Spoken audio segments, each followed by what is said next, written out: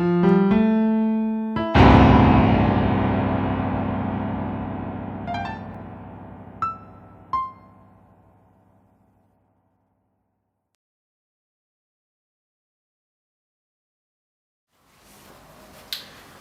the scary part. We're going to cut open our welt pocket. You need to cut it open on this central line. Cut it open there. Don't go until the end. Go until, if you draw a line on the 45 degrees to that point. Now you don't have to mark it, you can just eyeball it, okay? Now, to start, you fold double and you cut. However, in the middle you have your dart, so you have way more layers of fabric there. So just go a little out of the middle and just make a small incision there.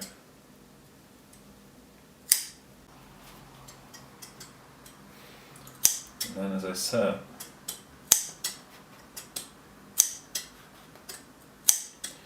you cut it to that point, 45 degrees, and then you cut under 45 degrees right up to the end of your stitching, making sure not to actually cut in your stitch. That's what you should have.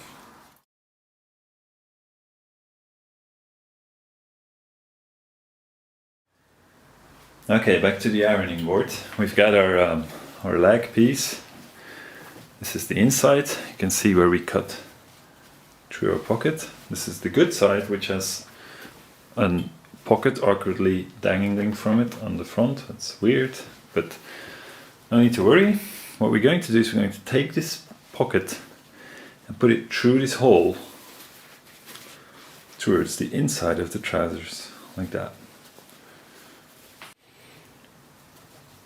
You're gonna have to use your iron to shape these pockets. However, before you do so, just with your hands, make sure you get nice into those corners so that they're nice and straight. You know, you wanna get into those corners, give it a little wiggle there. Once those corners are nicely opened up, just lay it flat.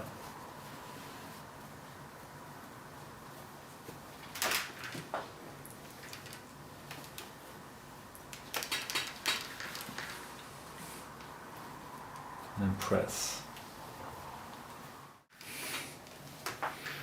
Now,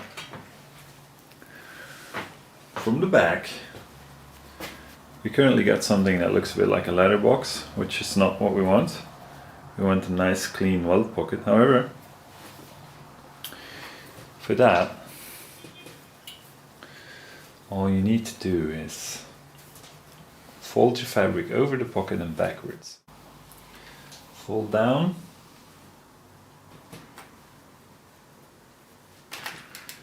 fold back up. And the bottom part, fold it up to meet in the middle, and then fold it down, press it. Let's go through that again. To construct your welt pockets, first sew a line above and below the welt pocket center.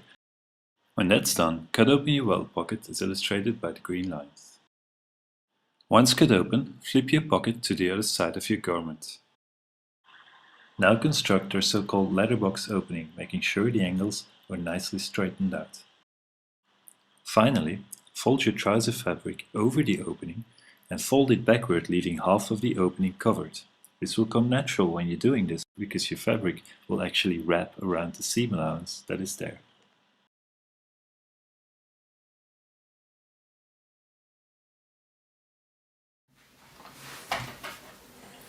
To finish our welt pockets, to make sure we keep everything in place, we're going to sew around them.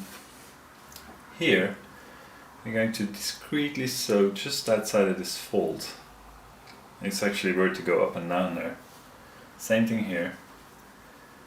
And then here, we're going to sew just there in the ditch so that our stitching doesn't really show. Put your needle nice in that ditch. go. I'm pulling this fabric back a bit so I can get nice and close to it without stitching into it. You get to the corner,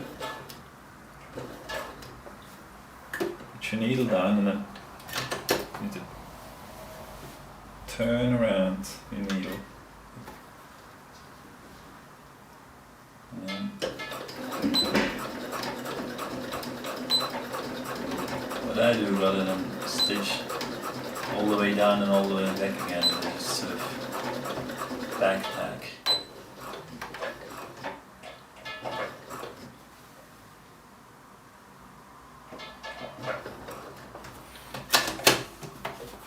Regularly along the way.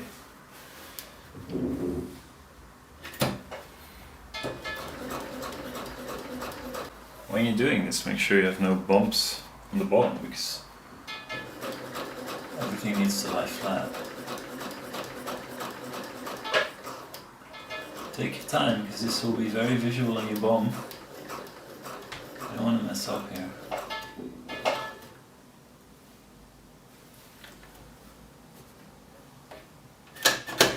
Once again, leave your needle in the fabric. And just the second side.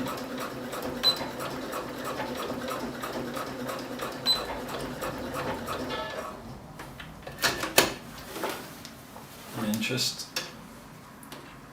a brief end into this. Just fix it.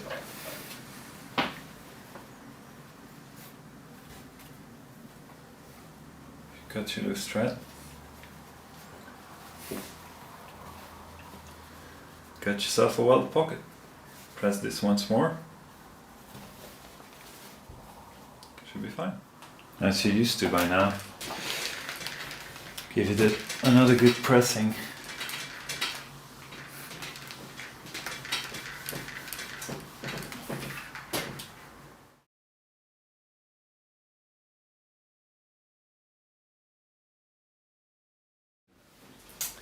There you have it, your finished welt pocket inside and the outside. Now we're going to construct the pocket bag. We have one side of the pocket bag here, and we have our other pocket bag with the facing. We're gonna put this on here, facing downward, like this. And we're gonna pin them together.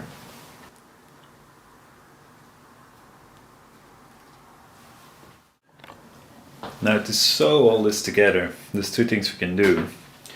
If you've got a regular sewing machine and a regular sewing machine only, you can zigzag this and then get an extra straight stitch inside of that zigzag so that the bag is nicely finished. To do that, you would also want to cut these things where this part of the facing is sticking out. You want to cut that equal. However, if you have a serger or an overlock, as it's called in Europe, you can just serge the top and bottom part of the bag together, which is what I'm going to do. So I'm going to serge this on, make sure we catch both the front and the back.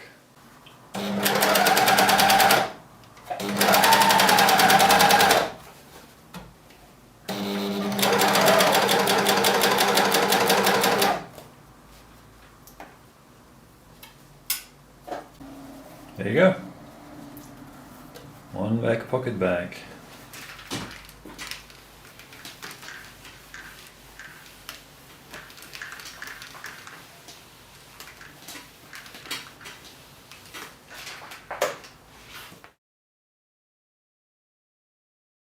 Our back pockets are done.